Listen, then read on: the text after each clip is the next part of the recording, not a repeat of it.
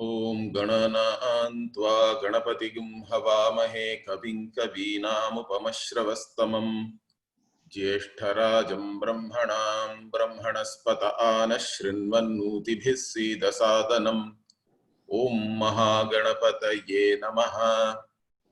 ओम भद्रं कर्णेभिः शृणुयाम देवाः भद्रं पश्येमाक्षभिर्यजत्राः स्थिरैरङ्गैस्तुष्टुवागुंसस्तनूभिः व्यशेम देवहितं यदायुः स्वस्ति न इन्द्रो वृद्धश्रवाः स्वस्ति नः पूषा विश्ववेदाः स्वस्ति नस्तार्क्ष्यो अरिष्टनेमिः स्वस्ति नो बृहस्पतिर्दधातु। ओम शांति शांति शांति। ओम नमस्ते गणपतये त्वमेव प्रत्यक्षं तत्त्वमसि त्वमेव केवलं कर्तासि त्वमेव केवलं धर्तासि त्वमेव केवलं हर्तासि त्वमेव सर्वं खल्विदं ब्रह्मासि त्वं साक्षादात्मासि नित्यं ऋतं वच्मि सत्यं वच्मि अवत्वं माम् अवभक्तारम् अवश्रोतारम् अवदातारम् अवधातारम् अवानूचानमवशिष्यम् अवपश्चात्तात् अवपुरस्तात् पुरस्तात् अवोत्तरात्तात् अवदक्षिणात्तात् अवचोर्ध्वात्तात् अवाधरात्तात् सर्वतो मां पाहि पाहि समन्तात् त्वं वाङ्मयस्त्वं चिन्मयः त्वमानन्दमयस्त्वं ब्रह्ममयः त्वं सच्चिदानन्दाद्वितीयोऽसि त्वं प्रत्यक्षं ब्रह्मासि त्वं ज्ञानमयो विज्ञानमयोऽसि सर्वं जगदिदं त्वत्तो जायते सर्वं जगदिदं त्वत्तस्तिष्ठति सर्वं जगदिदं त्वयि लयमेष्यति सर्वं जगदिदं त्वयि प्रत्येति त्वं भूमिरापो नलो निलो नभः त्वं चत्वारि वाक्पदानि। We were looking at Ganapati as everything. Everything that is here is nothing but an appearance in Ganapati. Only Ganapati, Ganesha is manifest as whatever that is there here, whatever we are perceiving. Everything that we know, everything with which we transact, everything which you say, all the words are Ganapati. All the meanings of the words are Ganapati. All the thoughts which are coming in your mind also is a manifestation of Ganapati only.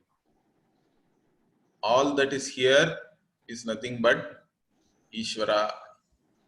So this is said even in Ishavasya Upanishad is there. Ishavasyam idagum sarvam yatkincha jagatyam jagat Ishavasyam idam sarvam is a very famous Vakya from the Ishavasya Upanishad, which is very special because it appears in the Samhita portion of the Veda, in the Shukla Yajurveda.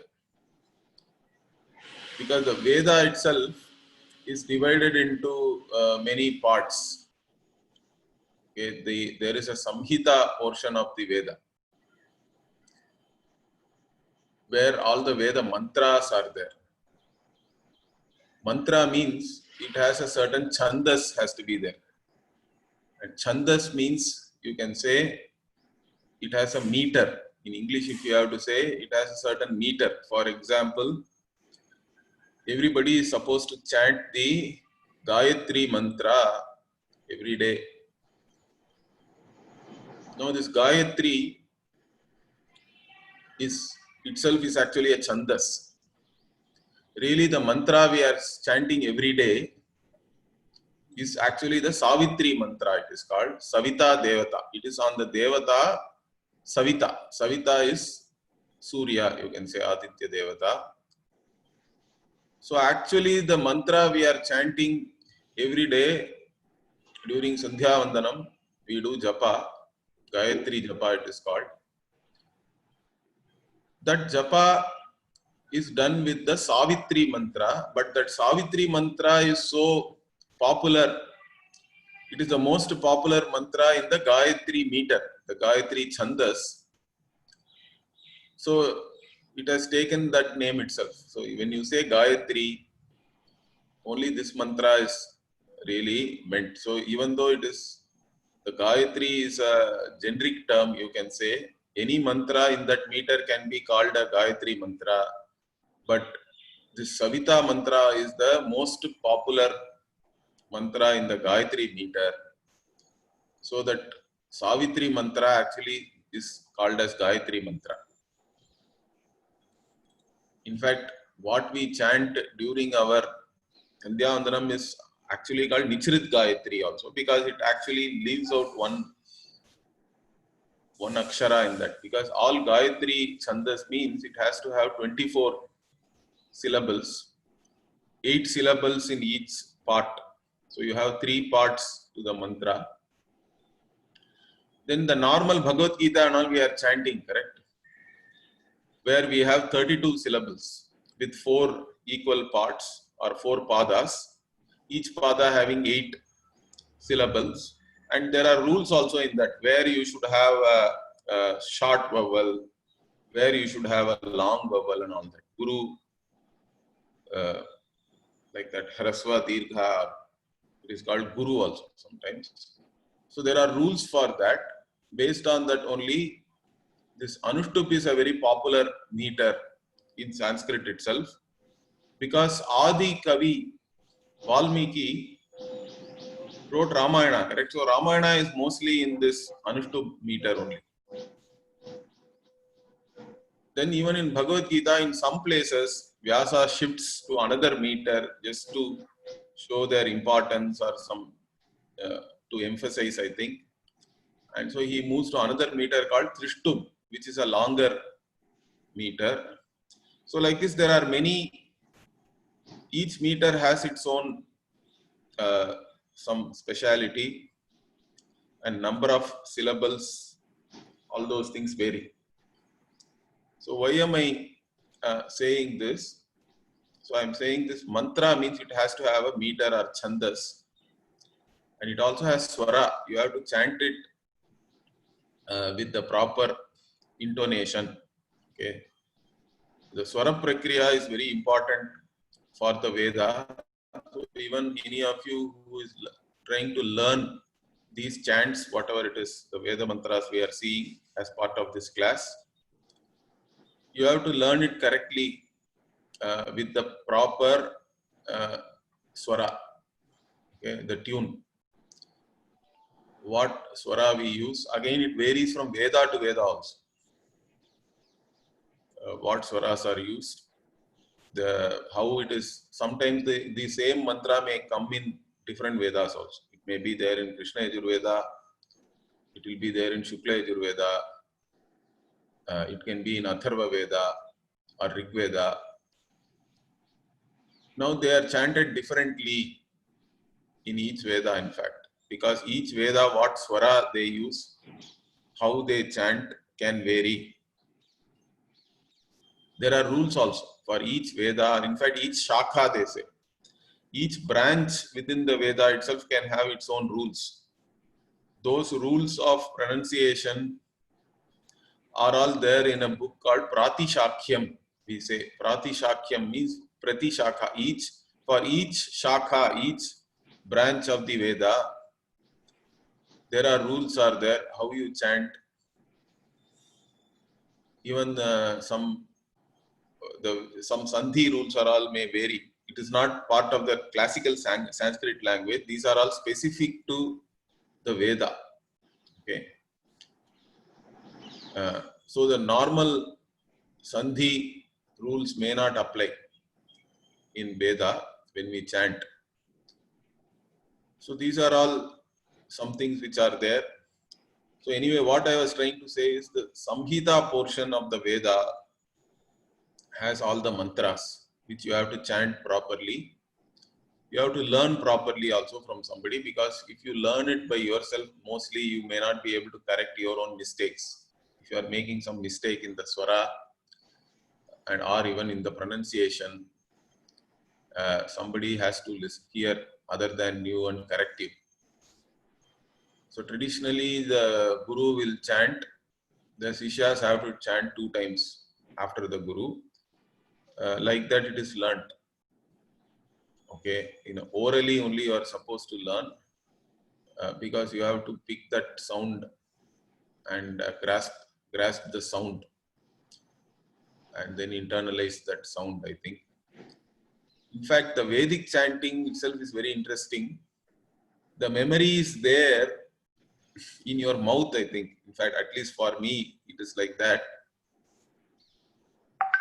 Because once you chant for many times, there is a muscle memory. Even you don't even have to think. The words are all just flowing out. Okay. So you become like a machine, in fact. All the things, because so many minutes we chant. So if you take a typical Veda Pandita, they can chant Rigveda itself continuously. If you chant, you can chant for 24 hours. Okay, the entire Rigveda Samhita. So much is there. But they remember all those things. Our Samaveda, we organized Veda Parayana fully. It took more than, every day they chanted 6 hours or something, and it took around 7 days. Because in Sama, they also sing. It's not just, it's not, they are just not reading or chanting it only with Swara. They have their own embellishments to that. Aha, uhu, and all they add. Okay. So even a small rig, couple of lines they may be chanting for a longer time in Samaveda, because it is more like singing. Gana, Sama Gana it is called in Samaveda alone. So Samaveda actually has most of the mantras from Rigveda only, but it is chanted or sung in a different form, and it has its own speciality that way. But anyway, the Samhita portion, all the Vedas have their own Samhitas, and how the mantras are organized in the Samhitas may again vary within each Veda's branches also, Shakha as we call it. Okay, so these Shakhas, again there were thousands of Shakhas of Veda, but most of it is not anymore there. Okay, in each Veda only a few Shakhas are there now, extant. Most of it has been, due to time and whatever ravages which this land has seen, so many of them have vanished. Samveda itself is supposed to have had so many shakhas. Rigveda, Yajurveda, all of them, more than 1,000 shakhas were there. Now in each Veda only couple of branches are there. Even that they are trying to preserve by recording and all that. So the prose portion of the Veda is called Brahmana, in fact. That Brahmana you should not confuse with Brahmana as a jati. So the Samhita portion is where all the mantras are, and that is learnt with proper swara. And these mantras are used in Vaidika rituals. And there is also a prose portion in every Veda which actually talks about how to do these rituals. That is called Brahmana portion, where again this also has swaras. So you have to still chant it properly.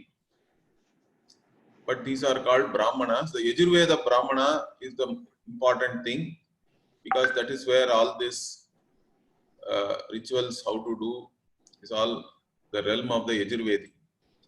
Rigveda is mostly Samhita. Lots of mantras are there on different devatas. Yajurveda, the Brahmana portion is very important. Samveda is mainly singing, as I told you, right? Samveda Samhita is there again. And that is also again used in different rituals. The Sama Vedin also has to be part of any ritual, and then there are portions where they have to sing their Sama as part of the ritual. Then Atharva Veda also has again all these parts, and they have their own rituals and all that.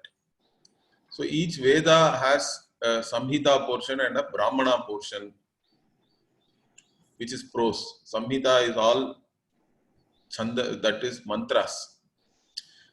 And Samhita portion is supposed to be very special because all the mantras are there. And the Ishavasya Upanishad I told you is part of the Shukla Yajurveda Samhita itself. It is a Samhita Upanishad.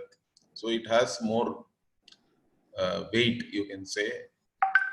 Even Bhashyakara quotes it as such, as a Samhita Upanishad. Then we have Aranyaka also. There is a portion which is again where more upasanas are all there. Even the Veda itself can be divided into 4 parts: Samhita, Brahmana, Aranyaka, and Upanishad. Our Upanishads are counted as part of Aranyaka, but Upanishads are sometimes counted separately or looked at separately because they are purely talking about knowledge of oneself. The Aranyakas have a lot of upasana. Many Upanishads also have certain upasana, but the upasanas are there only to show the limitations of the results of upasanas also. But upasanas again can be used as a sadhana, as a preparatory step. So for all these purposes, upasanas are there even in different Upanishads. So these 4 parts of the Veda are there. The Upanishad, the Ganapati Atharva Shirsha also is counted as an Upanishad. So it is part of the Atharva Veda. And that's why we are chanting that Atharva Veda Shanti Mantra while starting this Upanishad. And here Ganapati is presented as everything.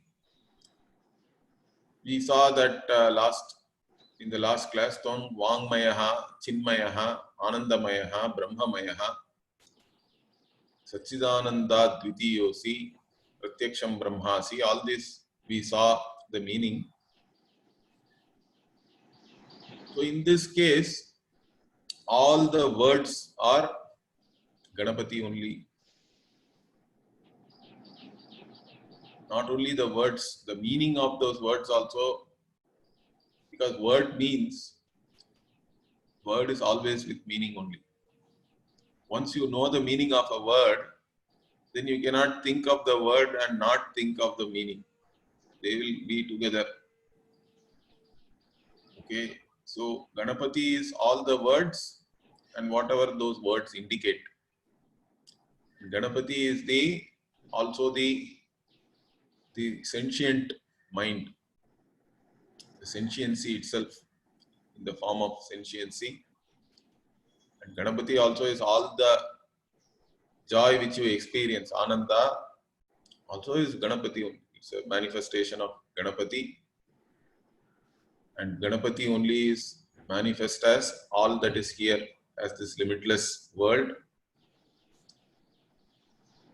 Like this, we saw the same thing is now continuing in the 5th section of this Upanishad. So the idea is to see the Punarukti is not a dosha in Vedanta particularly. The same thing only will be taught to you again and again. That is because you have to grasp this important thing, and unless the insight is repeated, it is not easy to gain clarity and grasp whatever is being shown here. So again, Upanishad goes and tries to show that Ganapati is all that is here. So that is being again shown here by showing Ganapati as the Jagat Karanam. So Sarvam Jagadidam Tvatto Jayate. Tvattaha, from you only, this entire Jagat, this entire universe. Jagat, again, word is interesting. Jayate gacchati iti Jagat. Like that we say. It is born, it is gone, it seems. So everything in the world is like that, correct? It's all in time. It's born in time and it will go away in time.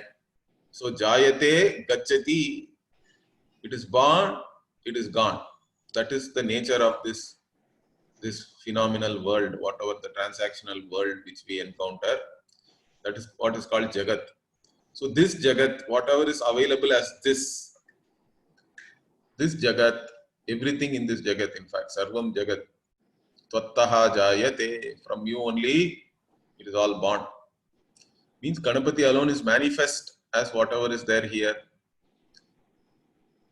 So you should not ask if Ganapati has become this world, then what happened to Ganapati? Ganapati is no more there or what? So this is where we have to understand, even though Ganapati has become, we say, it is like gold becoming the bangle. Gold becomes the bangle without losing the goldness, correct? It is still gold only. It does not lose its nature. It is as it is. Still it has become bangle. It has become different jewelry. That is what we call it as Vivarta Upadana in Sanskritam. Vivarta means what? It has created an effect without losing its nature. Okay, Swarupa aparityagena rupantara apattihi, like that we say in Sanskritam. Swarupa aparityagena means what? Without giving up its Swarupa, its very nature, the Karana has become another, it has gained a new Rupa, we say. Rupantara apattihi means what? It has become or it has gained a new form. Without giving up its very nature, the Karana, the cause, has attained or gained a new form, a different form. So it's all only names and forms. That's what we say. This entire world is nothing but names and forms. In fact, names in names. Namni namani, like that my guru used to say. Why? Because if you analyze anything, you will have more names only. You take the pot, so you say this is pot, I can hold water, all that. But then what is pot? If you see, pot is nothing but clay. So now you got a new name. Because clay alone is really there. If you touch the pot, you are touching the clay. If you weigh the pot, actually it is the weight of clay. Like that, you can see. What is there is really clay. Pot is only name and form. And even function. Then what? No. Clay is only at the macro level. If you look in the microscope, there is really only molecules are there. Okay. Then some other guy says, no, you use some electron microscope, even more powerful. What is there is really only atoms, not just molecules. And then you go into subatomic level, only particles are there. Like that, only names after names are coming. Correct? You can reduce everything into different names. But finally, it has to end up in the observer consciousness only. Everything, whatever the objective world also really is nothing but a manifestation of this one consciousness alone. And the subject also is consciousness alone, manifest in the mind itself. So the entire subject object is one reality. That is the teaching. Okay. So this entire objective world is, or entire world means both subject and object are included in that, because subject is normally the consciousness which is manifest in one's own mind, in the Sukshma Sharira. And through that only, the mind only goes out and takes the form of the objects, and that's how something is known. Okay, our theory of knowledge is what? See, the scientific theory of knowledge says that light is reflecting off some object and then it comes and falls in your eyes. Correct? Light reaches your eyes and that's how you see things. But that's a very physical way of looking at it. We don't have to discount that, but what we say is light being there and reaching your eyes only helps your eye as an indriya and the mind to come into contact with the object. So actually the mind has to go and take the form of that object, and the mind, that is what is called manovritti, or the whatever the change in the form of the mind. Vritti means a modification or a status or a state, you can say. So mind, the state of mind is that it has taken the form of a particular object. Then the object, the consciousness which is manifest in the object and the consciousness which is manifest in your mind, they become one and the same. That's when knowledge takes place. This is our theory of knowledge. Okay. So why do we have to say this? Because even with your eyes open and the whatever photons of the light hitting your eyes, knowledge may not take place unless your mind is backing up your indriya, your sense organ. Correct? Many times we have our eyes open and we miss so many things. We really do not know. We say, I didn't see it. That's because you were thinking of something else or your mind was not available. Correct? So knowledge does not take place just because some stimulus, external stimulus was there. External stimulus has to be there, but it is not sufficient. It may be a necessary condition, but it is not sufficient for knowledge to take place. For the knowledge to take place, the mind has to back up the sense organ. That's what we say, the mind goes out through the sense organ and takes the form of the object. And that ability of the mind to go out and take the form of the object only makes it sentient. And that itself is there because consciousness is manifesting through your mind. Mind itself is not really conscious. The consciousness which is there everywhere manifests in the mind as the awareness or sentiency, because of which it can go out and take the form of an object and then knowledge takes place. This is how we talk about our theory of knowledge. So in this, both the subject and the object are nothing but manifestation of same consciousness only. And when they come together means what? See, the subject also conditions the consciousness.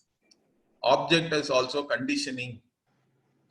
So what do we mean by conditioning again? How can we understand through some example means?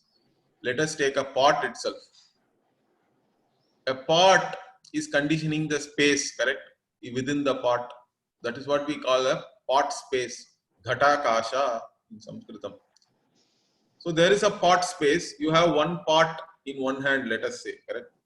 I don't have any pot here, but anyway, I can show my hand like this. So I have one pot in my hand. So there is a certain space within the pot. That is called pot space. But in reality, pot space itself is only a standpoint, correct, from one standpoint, because pot is in space, not space is in pot. But we look upon like that. Space is everywhere, but the space conditioned by the pot is what we call pot space. So there is one pot space, then there is another pot space. Correct? Two different places or two different, although there is only one space, we can say this pot space is separate and this pot space is separate when there are two pots like this. So the same consciousness is conditioned by these two conditioning factors. The pot itself can be called as a conditioning factor or a upadhi. Upadhi means something which which is there near something else and gives its own qualities to the other thing. Okay. So that is what is called upadhi. So, for example, you have a crystal and a red flower behind the crystal. Now the crystal, although it is transparent, appears red. The crystal is not really red. Crystal has not changed even one bit. But to a casual observer, it may look like the crystal is really red, although the redness is being given, okay, to the crystal by the flower which is there nearby the crystal. There's a red flower. Okay, there's a spatika and a japa kusuma, we say. Spatika is the transparent crystal. The japa kusuma is the red flower nearby. So the red flower has given its redness to the spatika, the transparent crystal, but not really. Okay. So somebody can take it as a red crystal. That is what is called a conditioning factor or a upadhi. In reality, nothing has happened, but it looks like the qualities of the conditioning factor are now the qualities of the other thing to which it has given its own qualities, as though. Like that, pot is a conditioning factor or a upadhi. In reality, space is not divided. Space cannot be divided. Space is not in any way affected by a pot or two pots. Space is space. It is indivisible. But from the standpoint of a pot, there is one pot space, there is another pot space. Correct? So there is one space which is manifest in this pot, there is another space manifest in this pot. Similarly, there is only one consciousness all over. That consciousness is manifest in my mind, means that is the subject. The same consciousness is also manifest as the pot, because the very existence which is there for every object is nothing but the existence of Brahman alone, the consciousness alone. There is no other existence really. So the object also is nothing but a manifestation of that consciousness. Subject also is the manifestation of that consciousness. But from the standpoint of the conditioning factors, there may be two qualified consciousness, correct? One is qualified by the mind, another is qualified by the object. They do appear to be different. But then when they come together, if you put one pot into the other, what happens? Both the pots are now qualifying the same consciousness, correct? You put the pot, two pots, one into the other. Now what happens? Both the pots are qualifying the same space. That is what happens during your knowledge. That's our theory, okay? Because the mind and the object, because the mind can go and take the form of the object, mind and the object are now qualifying the same consciousness. It's like two pots are sitting within each other. Means at that time we say that there is no, that whatever ignorance was covering the object has now been dispelled, has been destroyed, because the mind has taken the form of the object. And whatever that mind, that state of mind is called a vritti. So the mano vritti upahita chaitanyam, like that we say in Sanskritam. And there is also this vishaya upahita chaitanya. Whatever is the vishaya, the object of knowledge, that is also conditioning or manifesting a certain consciousness. The form of your mind or the state of your mind which has gone out and taken the form of that particular object also is manifesting a certain consciousness or conditioning a certain consciousness, but they both become one and the same. Then what takes place is knowledge. And this knowledge also again is taking place in your mind, which is again lighted up by the consciousness only. Then this I know. Pot is and I know pot. These two things take place at the same time. This knowledge. So both the subject and the object are nothing but Ganapati. In fact, the entire world can be divided into only subject and object. Correct. There is nothing but subject and object, and all objects are Ganapati. Subject also is Ganapati only. Okay, both are born from Ganapati, from you, and they are sustained by Ganapati only. Whatever is there here, this entire transactional world, Sarvam Jagadidam Twattas Tishtati, Twattaha Tishtati, in you only, it's all established or sustained by you only. The very existence for all these appearances are there because of you. The snake exists because there is a rope, correct? The very existence of the snake is nothing but the existence of the rope only. Otherwise, there is no existence. So whatever is there here, we are seeing it as the world, but what is there really is only Ganapati. Brahman alone is there. That is our vision. These are all only appearances, because when you analyze it,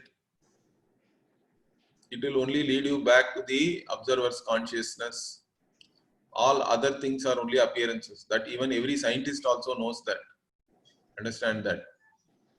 This entire macro world is nothing but an appearance. Because if you go to the micro level, quantum level and all that, it is totally different. 99% is space only. Correct?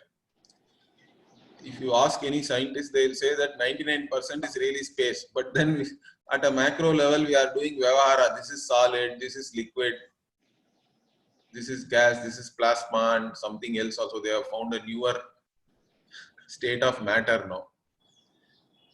So all this we do transactions. Everything is sustained only by this consciousness, which is looked upon as Ganapati in this Upanishad. Sarvam Jagadidam Twattas Tishtati. Sarvam Jagadidam Tvai Layam Eshyati. Tvai Layam Eshyati. In you only this entire world resolves back. Layam, or dissolves, or resolves. So here Ganapati is looked upon as the Abhyakrita also. So there is a Vyakrita, Abhyakrita. That's how our Upanishads present. Abhyakritam means undifferentiated or a potential state. So there is a potential state, and then there is a manifest or a state where everything is differentiated and manifest like that. Correct. Undifferentiated potential state is there. Differentiated manifest state, then it becomes. Again, it goes back into undifferentiated unmanifest state, then differentiated manifest state, undifferentiated unmanifest state, like that. That is the cycle of Srishti Sthiti Laya we are talking about. So this Abhyakritam also is, again, this potential state also is only an appearance in Ganapati. Understand that. Because its very existence again is only from this Chaitanyam only, which is Ganapati.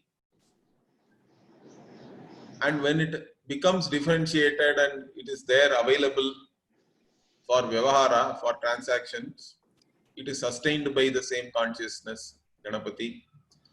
And when the differentiated resolves back into undifferentiated, and that is what we say Laya or Pralaya, correct?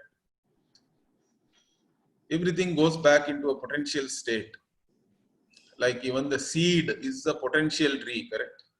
The entire samagri, the software is there in the seed for it to become the tree.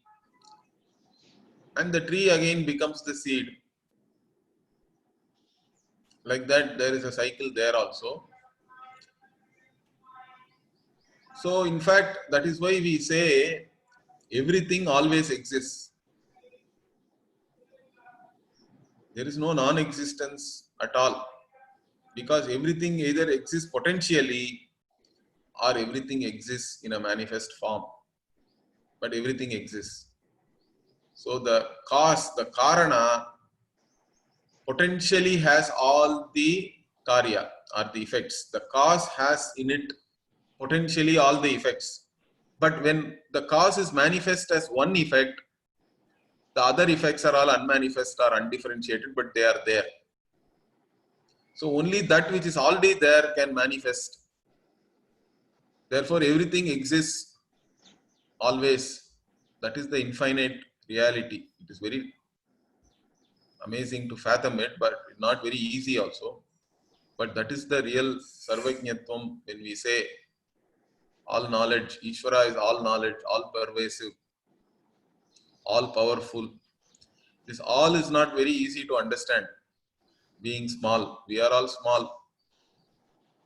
Being small-minded, it's not easy to understand what is infinity that way in detail. But that is Ishvara. Okay. So everything is there always in Ishvara, either as unmanifest or manifest. So when the whole world resolves, it goes back into the unmanifest. Every night also it happens, correct? Every night when you sleep also it is a mini pralaya. Everything resolves back, goes into a potential state. Then morning you wake up and everything becomes manifest again. So that is a mini pralaya when you sleep. But when Brahmaji sleeps, correct, then that's the entire pralaya. So Brahmaji's day is whatever we are seeing here. Brahmaji's day is counted in our Puranas and it goes into billions of years. In fact, they say it matches even with whatever calculations some of these people do, scientists and all that. But anyway, that's beyond the point. Because Brahmaji's one day is supposed to be 1,000 kalpa, and each kalpa has 4 yugas and all that. Okay, and each yuga again has a different number of years and all that. So like this, it's a huge number. Okay, and Brahmaji goes to sleep means everything is resolved. It's in pralaya. The entire world goes into pralaya, but in potential state. Then one more thing is said here, very interesting. Sarvam Jagadidan Tvai Pratyeti. Why is it repeated? Because Tvai Layam Eshyati means it resolves into you. But all this entire Jagat is only again resolving into you. Like that, it is repeated here. Tvai Pratyeti. It's all going towards you only. Resolving towards you. Why?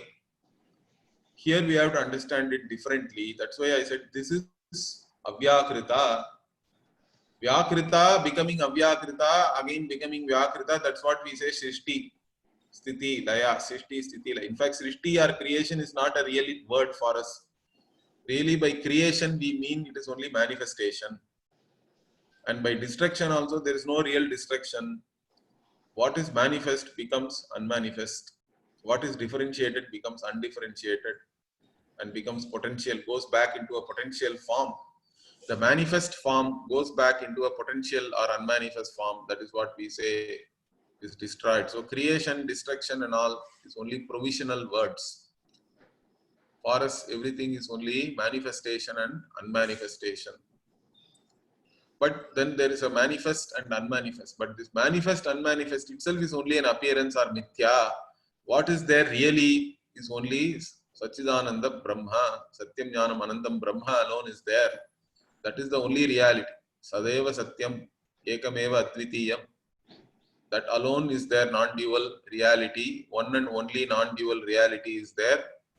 Because that alone is real existence. This entire Srishti, whether you look upon it as a Vyakrita or Avyakrita, okay, as a potential, unmanifest, undifferentiated form or differentiated manifest form, in both case it is all only mithya.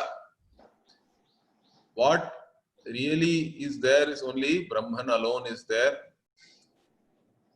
as the Chaitanya. So in reality, that is the Jnana Chakshu. That is the, if you look at it with this knowledge, okay, the eyes of knowledge, from the standpoint of the ultimate reality,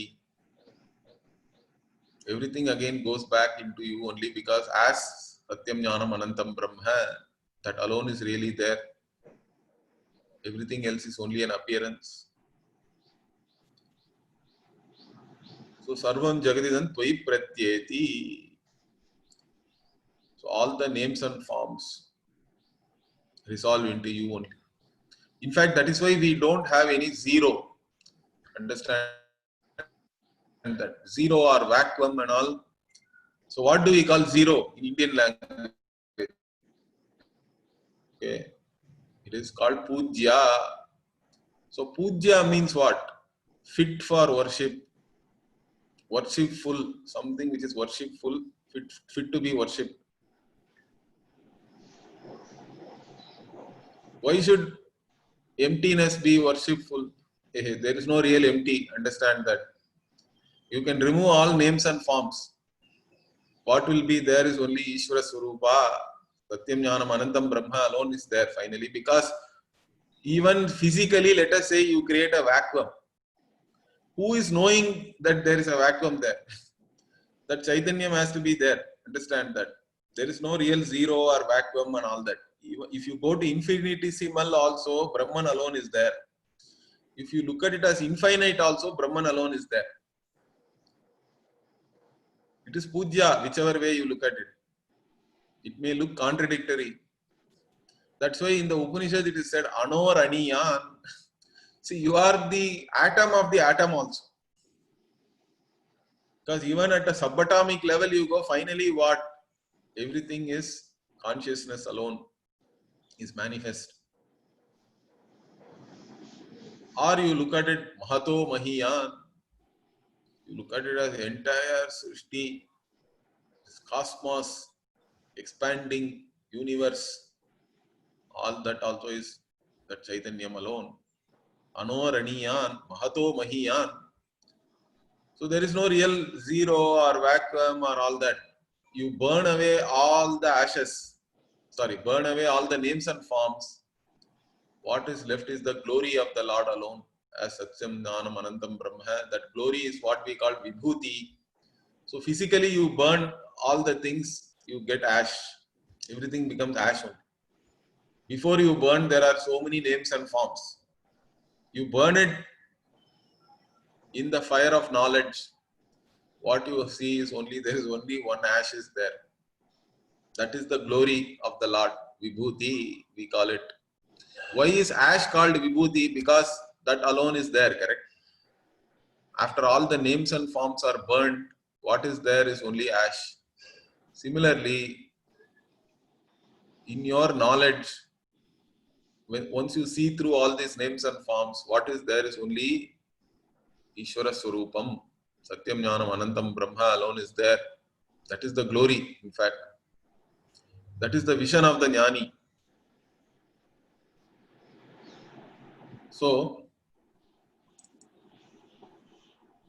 everything is going towards you only.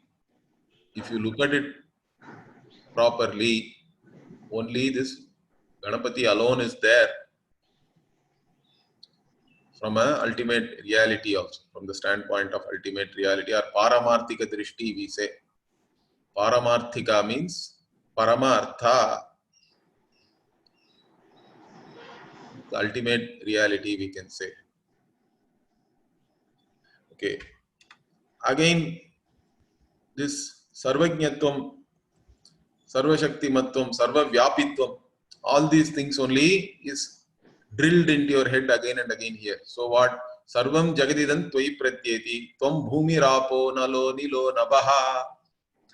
So the ignorant people see the world. How do they see?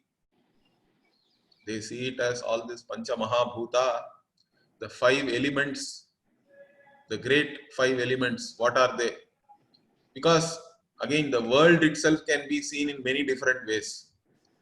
One of the ways I told you is a subject and object, correct? You finish it off into two things itself, subject, object. No, that is too simplistic. Okay, we'll give you a more detailed model. There is a 5 elemental model, okay, where everything is accounted for again. How we say this 5 elemental model again comes from Taittiriya Upanishad itself. Okay, so the tasmad atmana akasha sambhutaha akashad vayuhu vayor agnihi agnerapah adhyah prithvi prithivya oshadhayaha, like that it goes. So this tasmad atmanaha, tasmad means there brahmanaha, from this brahman which is also the atma, that itself is a mahavakya, there identity. From this atma, brahmatma, this limitless self came akasha, space. Then Bhashyakara there says that space means also time. Space-time is born from you. Understand that. That is our vision. You are not a puny individual in space-time. You are the limitless consciousness in whom space-time is there. That is the change of vision Upanishad is trying to give you. The vision of the Upanishad is totally different from the vision you have about yourself. That is the transformation which has to take place in your own identity. You are the limitless consciousness in which space-time is born. But that is the reality, correct? Even in your dream world, the entire space-time of the dream world is there only in your awareness. Like that also the waking is no different from dream. Understand that. There is only one kind of consciousness in which all this space-time is appearing. So space-time is in you.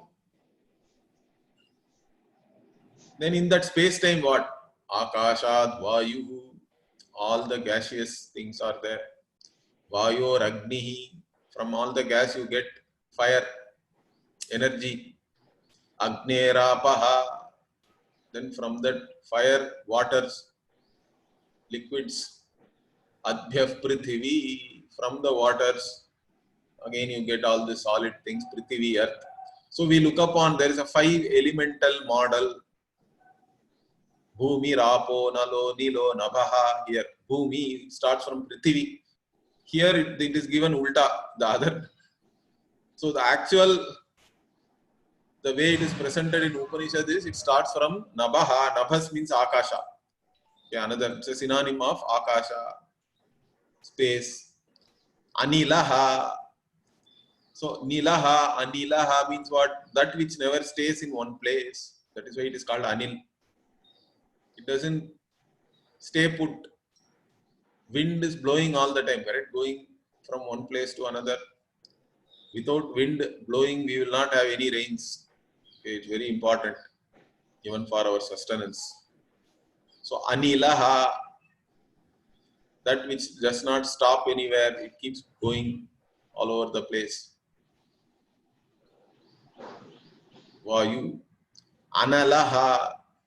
An-alaha. See, alam means enough in Sanskritam. Correct? Enough.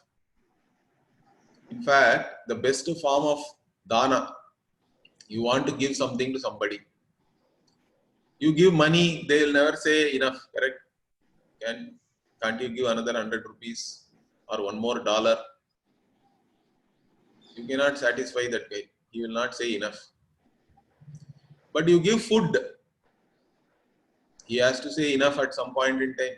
Even though he is Bhima, Bhakasura, whoever it is, after eating a lot of food, at some point you have to say, no, don't give me more.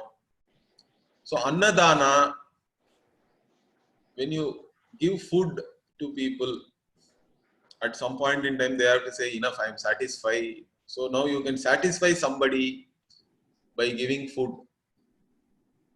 Other things and all, it's very difficult. Whatever you give, they'll ask, give me more. Ye dil mange more. Okay. My heart wants more. Give me more. But Annadanam is supposed to be best Danam. Why? Because you can say the other guy has to say enough. You are satisfied. But the fire, even if you put Anna into fire, correct, it's not going to say enough. Any amount of fuel you give, it will never say enough. It keeps on devouring everything. That's why it is called Analaha. Alam will never come. Alam enough. Fire will never say alam. The one who never says enough, that is Analaha. Okay. That is fire. Apaha, water. Apa. Then Bhumihi, Prithivi. So 5 elemental model. In fact, there is a very detailed way of how these 5 elements became the entire Srishti, including your mind. See, our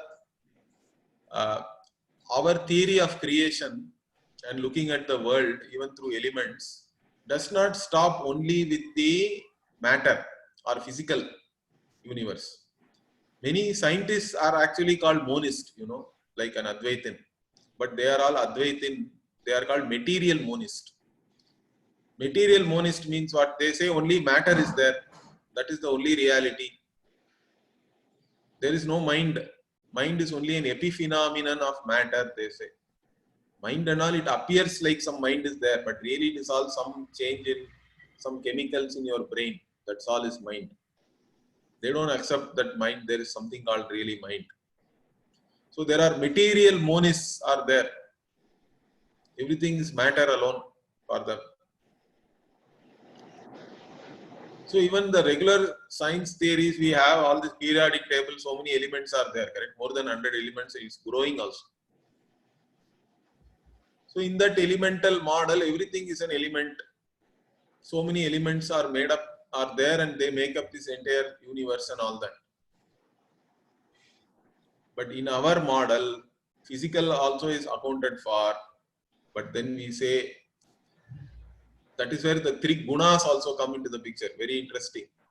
Okay, because every element has again certain gunas. It is again made up of certain gunas. Okay, or their own. There are certain the sattva, rajas, tamas, and all we say. So the sattva part of Akasha combines with the sattva part of the other elements and creates the subtle universe, of which your mind and all is part of that. Okay, that's why mind itself has a synonym called sattva. Sattva means mind is born out of the sattva guna of all the different elements. But even there is called panchi karanam and all that. Okay, there is the way they come together in certain proportions. Actually, this is described in the Upanishad itself in Chandogya, but Chandogya only talks about Trivrit Karanam, means because Chandogya, the Srishti, doesn't talk about this Akasha and Vayu because they are not visible. It starts from only Agni, Apaha and Prithivi, and then it talks about a portion of each of these combining together to form the Stula. Initially only Sukshma is there, Sukshma Prapancha. From that, how the subtle world is there, from that how the physical world comes, they talk about certain proportion, everything mixes. That is called Trivrit Karanam. But actually the Pancha Bhutas are talked about in other Upanishads. So the Trivrit Karanam is extrapolated and we talk about a Panchi Karanam. So all the 5 elements come together and form this universe. So an ignorant person only sees this universe as 5 elements. So this Tirumular in Tamil, he beautifully says, Parattai Maraitadu Parmudal Bhutam. So this Param Brahma is covered by all these 5 elements. We only see 5 elements. We don't see anything other than that. Means you are an ignorant person. What is really there? If you look at it properly, only Param Brahma is there. If you look at it as Param Brahma, all these elements resolve into that Param Brahma. So Brahman alone is all these 5 elements. Bhumi, Rapo, Nalo, Nila, Nabha, Tvam, Tvam, Ganapati, Brahman alone is all these 5 elements. That is Jnana. In fact, that is represented as Panchabhuta Sthala also. In Tamil Nadu, of course, one sthala has gone into Andhra now, but it's still really original Tamil Nadu. So here we have all this Akasha means Chidambaram, okay, Akasha Linga. That's why if you go to some big Shiva temples, they will have all this Akasha Linga, Vayu Linga, correct, Jambu Linga, then Agni Lingam, Prithvi Lingam, like that. The Panchabhutas are nothing but Shiva or Ganapati, whichever way you look at it. And there are Panchabhuta Sthala also are there. Akasha means Chidambaram. Vayu means Kalahasti. Then this Apaha means Jambukeshwara is there near Trichy, Thiruvannaikkaval. Then fire is Tiruvannamalai. Then Prithvi is Kanchipuram, Ekambareshwara. Like this Panchabhuta Sthala are there. Panchabhutas, only ignorant people look at it as 5 different elements. In reality, they are all only Ishvara. So that is the vision here. Everything is Ishvara. That is the vision we have to appreciate all the time, even while being engaged in this transactional world. That's what this Upanishad also is trying to show you. Tvam Chatvari Vakpadani. You are also the 4 types of speech. Para, Pashyanti, Madhyama, Vaikhari, like that. 4 types of speech are there. That also only you are, really speaking. And what are these 4 types of speech and all, we'll see next class. Om Purnamadav Purnamidam Purnat Purnamudachyate Purnasya Purnamadaya Purnamevavashishyate. Om Shanti Shanti Shanti. Harihi Om Shri Gurubhyo Namaha. Harihi Om. धन्यवाद गुरुजी। धन्यवाद। धन्यवाद।